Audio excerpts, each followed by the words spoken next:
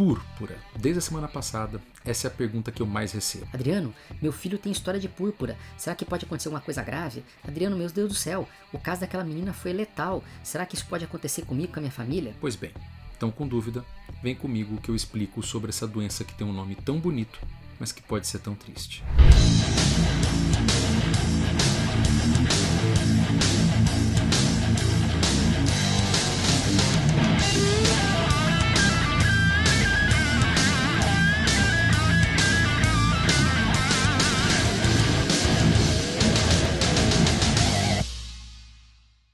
Bem, pessoal, para começo de conversa, púrpura não é uma doença. Na verdade, púrpura é um tipo de lesão, vamos dizer assim, é um tipo de ferida que várias doenças podem apresentar. Ela é esse tipo de manchinha aqui que eu estou mostrando. Nada mais é do que uma vasculite, uma inflamação de pequenos vasinhos dos capilares, aqueles vasinhos mais fininhos que você tem na sua pele, do tamanho de um fio de cabelo, que podem inflamar, estourar e formar essa feridinha. Mas como eu disse, ela é um tipo de lesão. Então vamos conversar agora dos tipos de doenças mais comuns que podem causar púrpuras que a gente encontra no nosso dia a dia. O primeiro tipo, e o mais comum deles, é a púrpura de Raynaud-Schlein.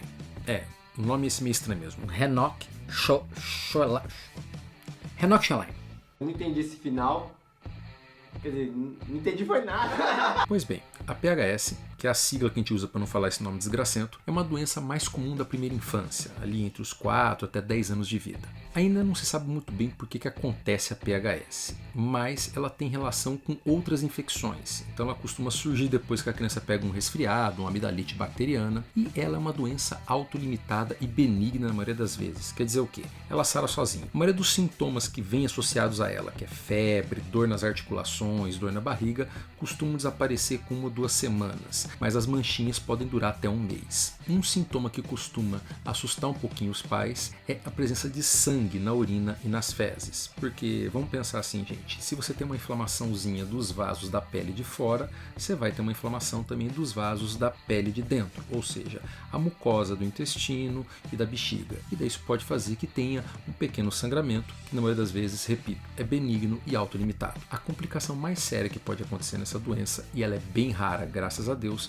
é a vasculite se tornar generalizada e atingir outros vasinhos de outros órgãos, principalmente o rim. Por isso, se você tem um filho, uma pessoa que você conheça que está com essa doença e começa a ter outras alterações, como espuma na urina, diminuição do volume urinário, inchaço nas pernas, procure um hospital. O segundo tipo de púrpura mais comum na nossa realidade, e foi a que o pessoal mais me perguntou nesses últimos dias, é a PTI, púrpura trombocitopênica idiopática. A PTI é uma doença autoimune, quando o nosso corpo começa a fazer anticorpos, defesa, contra outras coisas naturais do corpo da pessoa mesmo. No caso, contra as plaquetas. É uma doença que é mais comum em mulheres, jovens e costuma aparecer de novo após uma infecção viral que serve como se fosse de fator desencadeante. E daí que vem o mecanismo da doença. A pessoa fica continuamente produzindo anticorpo contra as próprias plaquetas, o número delas vai diminuindo cada vez mais e ela pode ter tipos de hemorragia espontâneas, sangrar o nariz,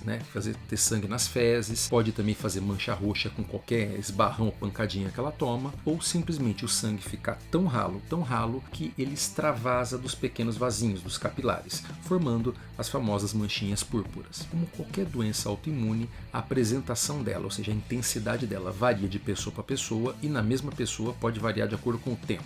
Então, tem indivíduos que têm PTI que já tiveram casos graves de hemorragia, tendo que ficar internado, e outros que só descobriram porque foi fazer um exame de sangue e estava com as plaquetas baixas. E no geral, mais uma vez, como qualquer doença autoimune, o tratamento são medicações para diminuir a imunidade como um todo, corticoides ou alguns outros remédios imunossupressores. E agora a gente vai para a última, graças a Deus mais rara, porém a mais perigosa das púrpuras que a gente costuma encontrar na nossa realidade clínica, a púrpura trombocitopênica trombótica. Para começo de conversa, vamos já esclarecer 2 dúvidas que muitas pessoas me fizeram. Não, quem tem PTI, aquela outra doença que eu disse que é mais comum, não tem como virar a PTT. Tipo, uma doença não vira a outra. Ou você tem uma ou você tem a outra. Por último e mais importante, não existe até o presente momento nenhum dado, nenhuma coisa que diga que há qualquer correlação com as vacinas de Covid, ou praticamente qualquer vacina já feita pela humanidade,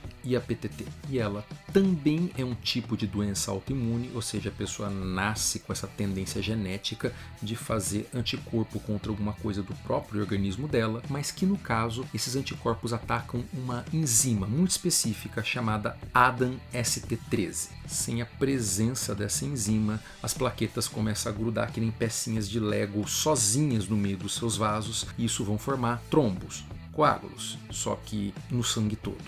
Consequentemente, esses coágulos, esses trombos, começam a entupir os mais variados vasos do seu corpo, desde coisinhas pequenas, como os da pele, fazendo as púrpuras, como aquilo que está no teu cérebro, no teu rim, no teu fígado, e podem fazer uma falência múltipla de órgãos.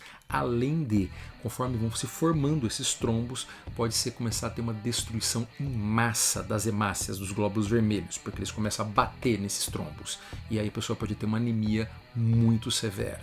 No geral, o tratamento da PTT consiste em você fazer doses bem altas de corticoide para reduzir bastante a imunidade, ou plasmaférese, que é basicamente filtrar todo o sangue da pessoa numa máquina que tenta arrancar esses anticorpos contra a enzima X lá. Existem também hoje algumas outras medicações que são como se fosse anticorpos contra anticorpos, que tendem a ajudar, mas na maioria das vezes o maior desafio é a pessoa receber o diagnóstico de PTT em tempo hábil para ser tratada. Na maioria das vezes as pessoas só percebem o que está acontecendo quando é tarde demais. Mas, graças a Deus, apesar de ela ser a mais grave das três, ela também é a mais rara.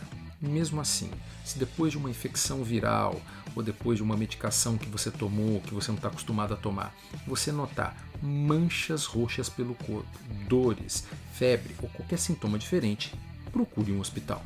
E é isso, pessoal. Eu quis esperar um pouquinho, a poeira baixar, para não parecer que eu estou tentando surfar, vamos dizer assim, na tragédia alheia, mas eu gostaria de passar para vocês essas informações porque muitas pessoas me vieram com dúvidas, principalmente aquelas pessoas que já têm o diagnóstico de PTI, com medo que ela pudesse virar a PTT. Outras pessoas, porque os filhos já tiveram algum tipo de lesão no corpo, ficaram preocupados em dar a vacina neles, já que esse caso foi de uma adolescente.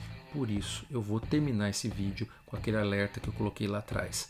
Gente, não existe relação dessa doença com as vacinas. O que aconteceu foi uma fatalidade. A menina ia ter essa doença independente da vacina. Não é tudo o que acontece depois da vacina que acontece por causa da vacina. E vou repetir de novo também, se você tem PTI, se você já teve a púrpura de Rhenofxia-Line ou qualquer outra lesão de pele, isso não aumenta o teu risco de ter qualquer outro tipo de complicação. Pode tomar a vacina tranquilamente. Mas fica sempre o alerta. Se você tomou a sua vacina e está sentindo qualquer coisa diferente, qualquer tipo de reação fora do comum, procure um hospital. Notifique a Anvisa. Notifique a Vigilância Sanitária, entre em contato com a fabricante do produto, da vacina. E se você tiver qualquer dúvida ou achar que ninguém está ouvindo você, me procura no direct que eu vou ajudar a hora que for. Gente, o importante não é só você tomar sua vacina, é você se sentir seguro por todo o processo. Mas fique tranquilo, se vacinar, pode ter certeza, é sempre a melhor opção.